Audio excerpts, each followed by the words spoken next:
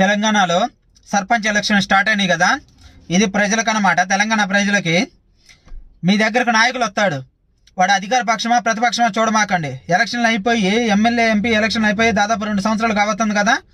మీకు మీ ఊర్లో పరిపాలన ఎలా ఉందో మీరు చూస్తూనే ఉన్నారు కదా. ఒక్కొక్కడిని ఆ పార్టీ ఈ పార్టీ అని లేకుండా ఇప్పుడే నిలదీసి అడగండి. చాలా మంది సోది చెప్తారు, మేము అధికారంలో లేము కదా, మాకు ఏదన్నా మా గవర్నమెంట్ అధికారంలో ఉంటే చేసేవాళ్ళం అని చెప్పి సోది చెప్తా ఉంటారు.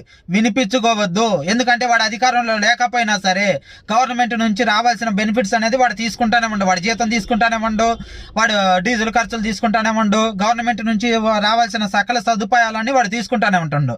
కానీ పనులు మాత్రం చేసే విషయానికి వచ్చే వాళ్ళకి మేము అధికారంలో లేవంటారు. అది తప్పు. ఎందుకంటే గవర్నమెంట్ నుంచి కొన్ని ఫండ్స్ అనేవి వస్తాయి, అవి దొంగతనంగా వాళ్ళు వాడుకుంటారు. కాబట్టి అధికార పక్షమైన ప్రతిపక్షమైన ఎవరిని వదిలిపెట్టవద్దు. మాకేం చేశారని చెప్పి నిలదీసి అడగండి.